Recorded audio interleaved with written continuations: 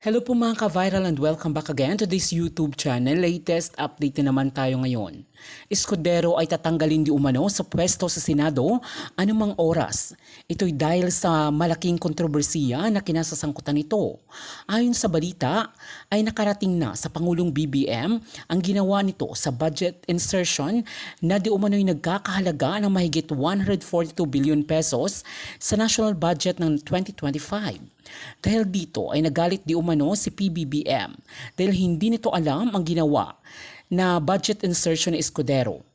Napapabalita din na magsasagawa ng investigasyon sina Senator Lauren Legarda, Senator Soto, Lacson at iba pang mga senador sa national budget ng 2025. Kaya naman, noong nagdaang sona ng Pangulo ay bukang bibig niya na magsasagawa ng masusing investigasyon sa ipinaglaanan ng national budget at binalaan din niya ang mga opisyal ng pamahalaan na gumawa ng tama at tigilan na ang pangungurakot sa kaban. Samantala, ay nagbabala ang ilang mga opisyal sa maaaring constitutional crisis dahil sa nangyayari sa impeachment ni VP Sara Duterte. Ito'y pagkatapos na ibinasura ng Supreme Court ang impeachment complaint na inihain ng Kamara dahil di umano na ang impeachment na isinusulong ng taga-Kongreso ay unconstitutional. Naayon pa sa ilang mga senador at mga taga-Kongreso ay sana ipinayagan na lamang na mag-trial ang Senado ng Supreme Court dahil ito ay nakalagay din sa konstitusyon. Nanindigan naman ang ilang mga senador na dapat ay sundin ang utos ng Supreme Court na tinutulan naman ng ilang mga senador na pabor sa impeachment. Dahil dito ay ikinababahala ng marami na ang isyong ito kung hindi maaagapan ay maaaring humantong sa constitutional crisis dahil sa mga sangay ng pamahalaan sa bansa na hindi nagkakaintindihan. Ang kailangan ipaliwanag talaga yung nangyari sa Senado. Pagkatanggap ng Senado, hindi kaagad inaksyonan ni Chis Escudero. At nang dumating na ang June, dinelay ng dinelay, pati July, dinelay ng dinelay. Tapos ngayong July 25, nagdesisyon ang Senado, patayin na yan. Ay nagdesisyon ang Korte Suprema, unconstitutional yan. Di wala ng sesyon ang Senado. So, ano dito? Parang mahiwagang pangyari. Alam na yata ni Chis. Mukhang nasa plano nila Chis yan. Parang nasa plano nila na i-delay natin. Pagka-delay natin, hintayin natin kasi maglalabas ng desisyon ng Korte Suprema. Pag pinatay ng Korte Suprema yan, o di wala na, tapos na. Kasi kung hindi dinelay ni Chis Escudero yan, kung nagkaroon ng trial noong March, April, May, impeach sana si Sara. Convicted sana yan or acquitted. Hindi sana makikialam ang Korte Suprema. Kaya ang nangyari dito, talagang planado, parang planado, coordinated yung ginawa ni Chis na pag-delay saka itong pagpatay ng Korte Suprema. parang mayroong mayroong kung sa scripted lahat. Scripted lahat. Kaya ito mga kabunyog, mga kababayan, yan yung posibleng mahiwagang pangyayari dyan. May mga usapan dyan. May mga galawan dyan. May mga nag-usap dyan. At ang kapalit naman yan, sa mga ginawa na yan ni Chis Escudero, suportado siya ng mga pro-Duterte senators na maging Senate President. Yan naman. So lalabas Lalabas, nakakabit yung pag-delay ni Chis, dinelay ni Chis, parang ang kapalit naman yan, yung mga pro-Duterte black senators susuporta sa kanya na maging Senate President siya. Pero sabi ni Chis, hindi naman kakabit yung pagiging Senate President ko sa suporta ng mga pro-Duterte sa aking pagiging Senate President. Sino namang maniwala? Sino namang maniwala na walang koneksyon?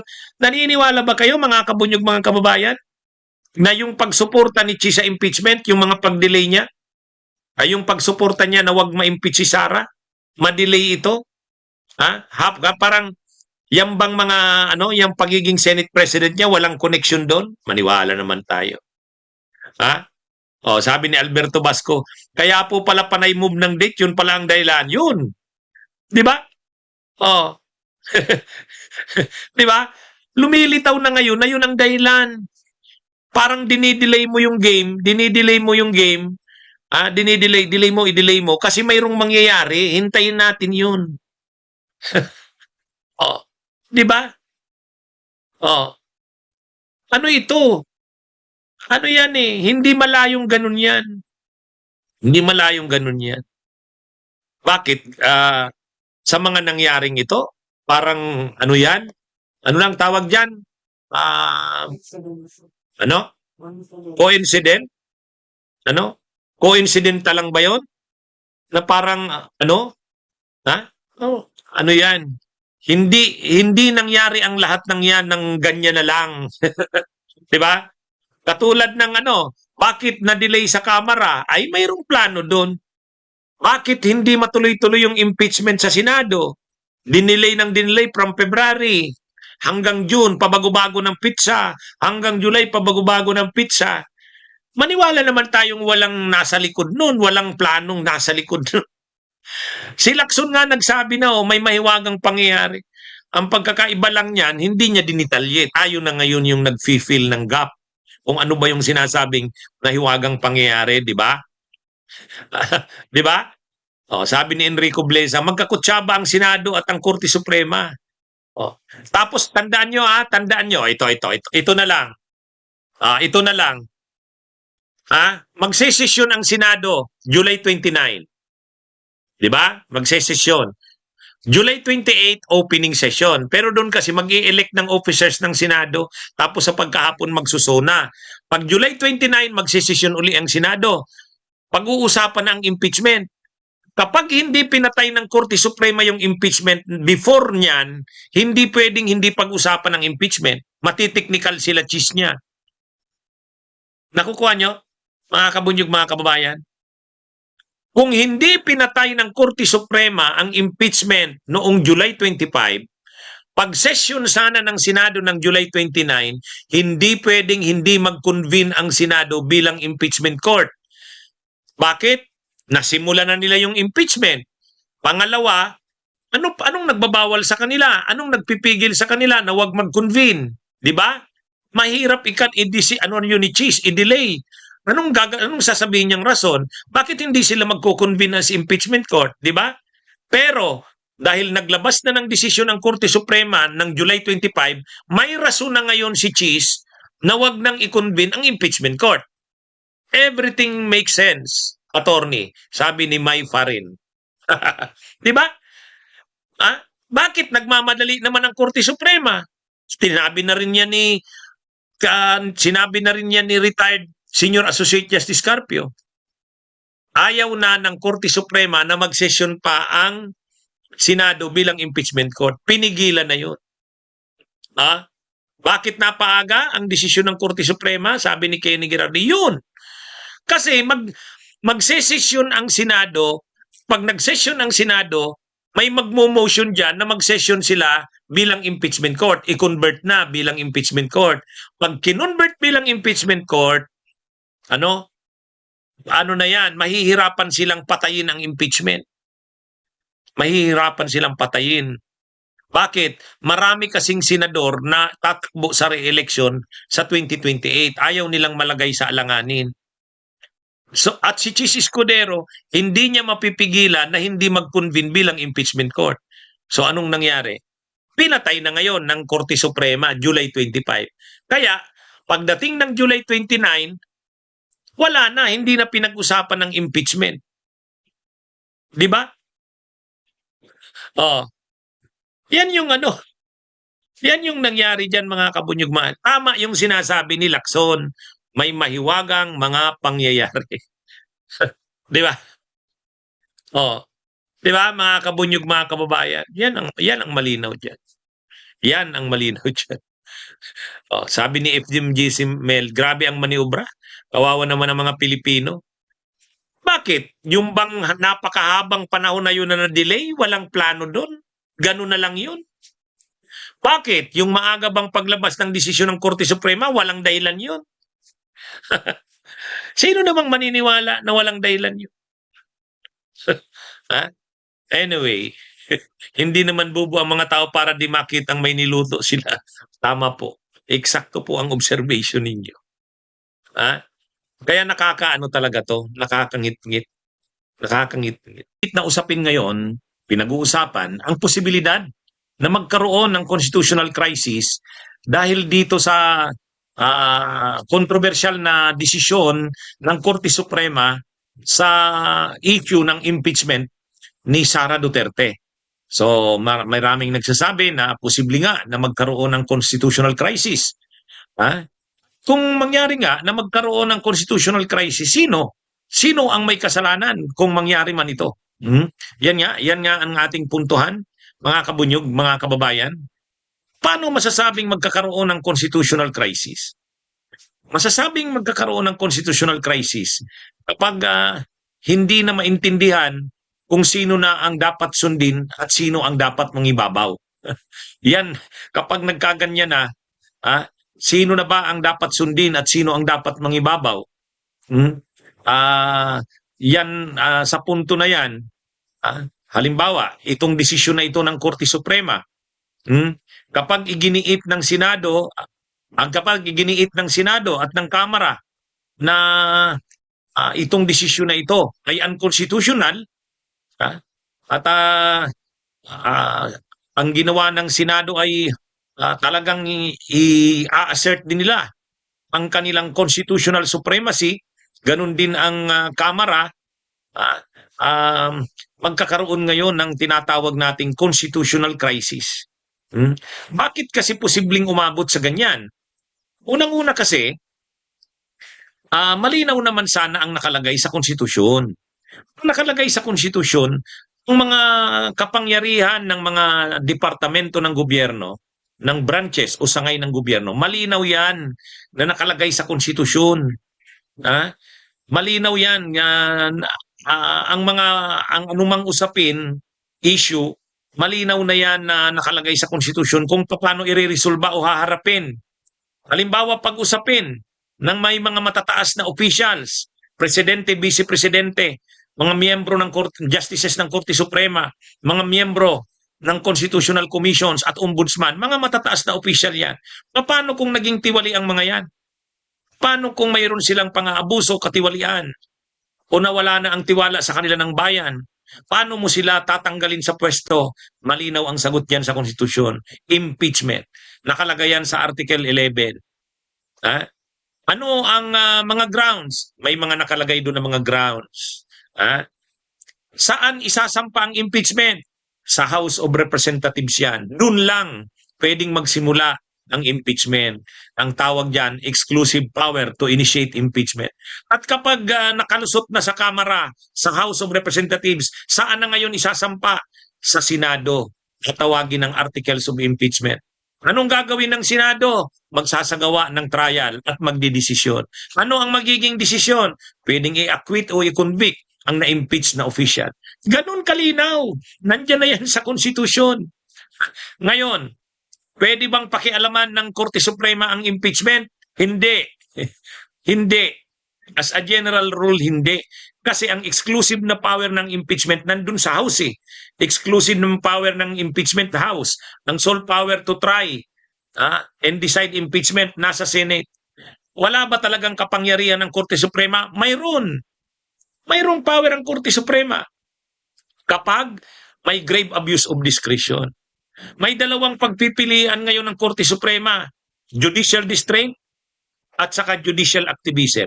Ang judicial restraint, hayaan lang muna yung impeachment na gumulong basta't nasusunod ang proseso na yan. Nagsisimula ang impeachment sa House. Ang trial naman sa Senado. Hanggat nasusunod yung mga nakalagay na yan sa konstitusyon, gawin yan. Ngayon, paano kung matapos ang impeachment? May hindi kumbinsido sa nangyaring impeachment. Saan sila lalapit? Sa Korte Suprema. Korte Suprema. At ang Korte Suprema ngayon magde-decide kung tama o hindi nga ba. Constitutional nga ba o hindi. Ibig sabihin, ang Korte Suprema, ang Court of Last Resort, ang final arbiter. Yan ang malinaw. Ngayon, anong nangyari ngayon? Ang nangyari ngayon, yung Senate, sinabi na sa konstitusyon na forthwith, agad-agad, hindi ka agad-agad, dinelay. Ito namang Korte Suprema, gumugulong na ang impeachment, dapat magta-trial na, biglang pinatay ang impeachment, kung ano-anong grounds ang ginamit, doon nagkakaroon ng kaguluhan. Yan yung dahilan. Kumbaga, kung nasunod lang sana yung proseso, yung House isinulong ang impeachment, dinala sa Senado, at kung ang Senado naman kaagad-agad dahil forthwith dapat nag-trial, ngayon, anong desisyon sa trial? Pwedeng i-convict si Sara, pwedeng i-acquit. Pag in-acquit si Sara, pwedeng hindi kumbinsido ang Kamara. Di lumapit sila sa Korte Suprema. Pag lumapit sa Korte Suprema, magde-decide ang Korte Suprema. Sasabihin ng Korte Suprema, ganito't ganyan. Pagka ganyan ang naging proseso, walang constitutional crisis kasi nasunod yung proseso. Ay dito ang nangyari ganito. Yung Senate hindi sinunod yung konstitusyon. Sa halip na forthwith, pinatagal, dinelay ng dinelay. Doon pa lang, sino na ngayon ang malinaw? Bakit tayo nagkakaroon ng constitutional crisis? Kasi yung Senado, ininterpret ang konstitusyon sa pagkakaunawa nila. Ininterpret ni Escudero yung forthwith based sa interpretation niya. Doon pa lang, doon nagka-problema na. Dinelay ng Senado. Okay pa sana, dinelay. Okay na, magsisimula na. Nung nagsisimula na, ito namang kung Korte Suprema biglang nag-intervene. Naglabas ng desisyon. Unconstitutional daw yung ginawa ng House. Di nagkagulo ngayon. Hindi kumbinsido ang House sa desisyon ng Korte Suprema. Bakit naman kasi pinatay mo na nasa kalagitnaan pa lang? Dapat yung process ng impeachment ginalang ng Korte Suprema. Dapat nag-exercise ang Korte Suprema ng judicial restraint. Sa halip, hindi nag-judicial activism Yan ang nagki-create ngayon ng constitutional crisis. So sabi ng ilang mga senador, hindi tayo papayag na ganun ang mangyari. Kung equal branch tayo ng Korte Suprema, bakit tayo pinatay? Dapat ang impeachment, hinayaan muna, i-assert natin ang right natin. Mayroong mga ganung senador na nagsasabi. I-assert ang supremacy nila, ang supremacy ng konstitusyon, tapos i-assert ang kanilang pagiging co-equal branch. Huwag sundin ang desisyon ng Korte Suprema. Yan ang sabi ng ilang senador. Sabi naman ng House, magmo-motion kami for reconsideration. Pag in-ignore ang aming motion for reconsideration, posibleng hindi yan sundin ng House. O kaya pwedeng i-impeach ang mga justices ng Korte Suprema. So nagkakaroon na tayo ngayon ng Ito na yung mga sitwasyon ng posibilidad ng constitutional crisis. Kaya nga sabi ni dating Senate President Trilon, sana wag ganyan. Pag hindi sinunod ng Senado ang Korte Suprema, tuloy ang trial ng Senado, constitutional crisis yan. Yan din ang sinabi ni Adolfo Ascona. Yan yung sinasabing constitutional crisis. Hindi na mo unawaan kung sinong tama. Saan nagsimula yan? Sino ang may kasalanan? Una, yun bang pag-initiate ng impeachment proceedings? Kapangyarihan ng House? Yes. Hinayaan na sana sila siya ganun. Hinayaan na yun. Kanila namang kapangyarihan yan at exclusive power nila yan. Pag sinabi nilang impeach ang Vice President, kapangyarihan nila yan. Exclusive power. Pinasa na ngayon sa Senado. O di dapat naman yung Senado, kaagad-agad, forthwith, nag-trial. Kung trial, pwedeng ang desisyon niyan, acquittal or conviction. Kung conviction, hindi kumbinsido ang kampo ni Sara. Hindi sila lapit sila sa Korte Suprema. Kung ang House naman, hindi kumbinsido sa acquittal, di lapit sila sa Korte Suprema. Ang Korte Suprema ngayon ang magiging arbiter. Yun. Ang problema dito, ganito ginawa nung House yung proceedings, nag-initiate ng impeachment, in-impeach si Sara, dinala sa Senado, hindi kaagad nagsimula ang Senado, dinelay. Doon naging simula ang problema. Nung dinelay dahil kay Chis Escudero, unconstitutional na yon, hindi sinunod ang Constitution At ito naman Korte Suprema, nag-intervene pa, nakalala. Kasi dapat hinayaan yung proceedings na gumulong. Nag-trial sana yung Senado. At sa desisyon ng Senado, pwedeng hindi kumbinsido ang House sa kalalapit sa Korte Suprema. Ganun sana yung naging dyan. Hindi na iba. Kaya nagkakaroon tayo ngayon ng posibleng constitutional crisis. Sinong may kasalanan? Yan. Base sa diniscuss ko, malinaw kung sinong may kasalanan. Itong mga galawan ngayon sa Senado, Bakit si Chis Escudero at yung mga senador dyan, hindi maisulong-sulong ang impeachment kontra kay Sara? Malakas pa ang impluensya ng Duterte. Yan ang malinaw dyan. Kaya yung sinasabi ni Kaufman na pagbigyan na sa interim release kasi wala naman daw na itong kapangyarihan. Anyway, mga kabunyog, kapag nagsimula na yung investigasyon nila Loren Ligarda, nila Tito Soto at Lacson, kapag nagsimula na yan at na-expose ang kagarapalan ni Chis sa kanyang insertions, mahuhubaran yan si Escudero sa publiko hanggang sa ang Malacanang maano na rin, kumbaga malulula din siguro ang Malacanang. Ganyan pala ang ginawa ni Escudero. Naisahan tayo. Sabi ni Santiago de Jesus, bakit po ba di kaya mo ipatanggal ni Chis ni Marcos si Chis? Ang backer daw kasi ni Chis, si Lisa Araneta. Di ba na-picture ko yan ng minsan na ang nangyari sa Senate presidency, yung labanan sa Senate President, parang Game of Thrones. Ayon ito sa Billionaire News Channel at sa politico.com.ph. Nano ko yan, natalakay ko yan kung hindi nyo na ano nyo. Ang labanan ni Chis sa Soto, nahati daw yung first couple. Si Lisa Araneta, ay si PBBM, ayaw na sana kay Chis. Mas gusto na sana daw ni PBBM si Soto. Kasi nga, medyo nalula si PBBM doon sa insertions ni Chis. Hindi niya inaasahan yun. Ganun pala ang ginawa. Parang naisahan siya Kaya nga lumakas ang loob nila Soto, nila Lacson at nila Loren na imbestigahan yan. Kasi nakarating sa kanila ng si PBBM, hindi talaga gusto na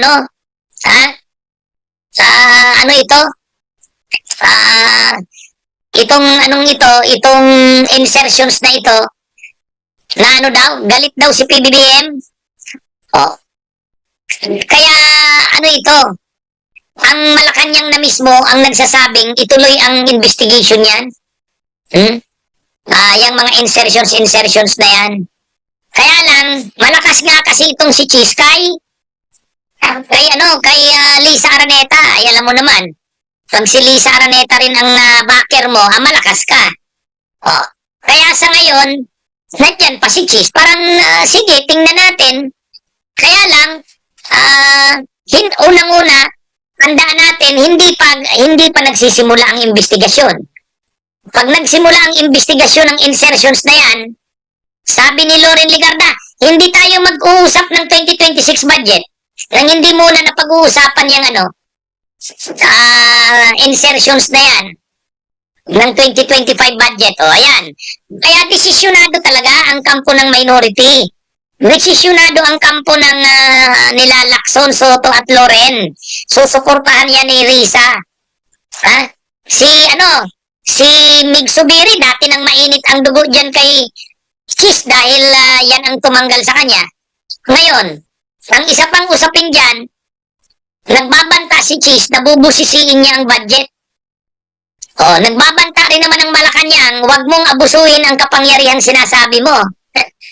Kapag binusisi ninyo ang budget, pero ang ginawa ninyo, i-insert ninyo yung mga gusto ninyo, ibibito daw ng presidente ang budget. Kaya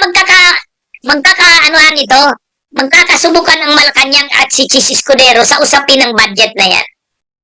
At kapag nalantad na sa publiko, naggarapal pala talaga ang ginawa ni Chis Escudero. Mga kabunyog, mga kababayan, kahit yung mga senador, mahihiya na sila na ang kanilang Senate President, ganun pala ang ginawa. Kumbaga, ang totoo, nasa pinakamababang, ngayon, kung titingnan mo ang Senado bilang institusyon, bagsak na bagsak ang pagtingin ng tao sa Senado ngayon, nakakasuka. Ang mga senador ngayon, tinitingnan ng, mas maganda pa ang pagtingin ng tao ngayon sa kamera, sa totoo lang. Diba? Matagal tayo na tinitingnan natin kapag sinabi mong korupsyon, kapag sinabi mong mga crocodile buwaya, tinitingnan mo dyan kamera. Ngayon nababaliktad. Siyempre, kurap pa rin naman yung mga nasa kamera na yan, mga buhaya pa rin yan. Kaya lang kahit papano kasi, pagdating dito sa pagpapanagot kay Sara, yung kamera yung naninindigan. O siyempre, may politika dyan. Sabihin na natin may politika. Ha? Sabihin na natin may politika. Siyempre, kalaban ni Romualdez si Sara. Pero ang punto dito, sa sitwasyon dito, ng pagpapanagot kay Sara Duterte, yung kamera yung porsigido. Ito namang Senado, pinoprotektahan si Sara Duterte. Nasusuka ang tao dito sa Senado ngayon. Ha? Kaya sa totoo lang, mas maganda pa ang tingin ngayon. Ha? Maganda pa ang tingin ngayon ng mga tao sa Senado kaysa sa Kamara. Bagamat hindi ko sinasabing hindi nakurakot ang mga kongresista. Ano pa naman, ha? Ano siyempre yan? Buwaya pa rin naman ang mga nandyan. Kaya lang, pagdating sa yung magandang imahin sa tao, mas medyo lakalamang-lamang ngayon ang mga kongresista kasi sila yung lumalaban sa mga katiwalian at abuso. Pero ang totoo, ano rin sila, tiwali din sila, corrupt din sila. Kaya lang, at least, halimbawa dyan sa pagpapanagot kay Sara, lumalaban ang Kamara. Dating dito sa desisyon ng Korte Suprema, pumapalag ang Kamara. Ang Senado, hindi. Ang Senado, hindi. Sino ang may kagagawan yan? Si Chis Escudero. Ngayon, itong mga senador na ito na, siyempre, meron pa naman dyan mga senador na may delikadesa. Tulad nga nila Loren Ligarda. Siyempre, yung mga senador na yan, iniisip din nila, sirang-sira na ang Senado, damay tayo dito. So maghahanap sila ng Senate President na sa tingin nila, magre-recover ng prestige, ng integrity ng Senado. Kasi sinusuka talaga ang Senado ngayon sa ilalim ni Chis Escudero. Nakakahiya. Nakakahiya.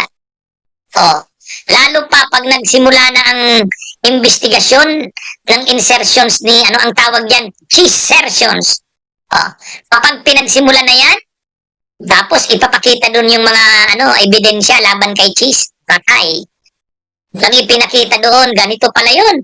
Ang amount palang napunta kay ganito, kibonggo pala, 3 billion. Saan ba? Ano bang mga proyekto yan? Anong proyekto yan? Sa Bulacan, 12 billion, saan yan? Sabi ng gobernador ng Bulacan, wala naman daw napunta sa kanyang mga flood control projects eh. Kaya nga mananagot dyan si Chisa kasi Joel Villanueva. Kasi si Governor Daniel Fernando nagsabi na, ang laki pala ng budget galing sa Senado na in-insert sa Bulacan, 12 billion. Nasaan yun? Bakit hindi ko maramdaman yun? Governor ako. Diba? Mga yan, mga kabunyog, lalabas yan. Lalabas yan. Tapos dun sa probinsya ni Chis Escudero, 9 billion, sursugon. Saan naman kaya yun? Ano-ano naman kaya yun? Pag yan, pag lumabas yan, mapapahiya, yan si Chis. Yung pagtataas-taas niya ng kilay na yan, hindi na obra yan. Yung mga pakyut niya na yan, hindi na uobra yan. Masisira siya dyan. Kapag kahit ang Malacanang nakita na nila ganyan pala, kagarapan, papapalitan yan. Nag gumalaw ang Malacanang, yung mga senador na yan na sumusuport kay Chis, susunod yan. Hanggang ang matitira na lang dyan na susuport kay Chis Escudero, yung mga pro Duterte, yun, hindi bibitaw sa kanya yun. Hindi naman yun susunod sa Malacanang eh. Yung mga pro Duterte senators. Hindi yun. Siyempre Duterte yun eh. Pero, hindi na kaya yan ni Chis. Yung dalawang senador nga, si Camille Villar sa si Mark Villar, nang tinira ni PBBM dun sa zona niya,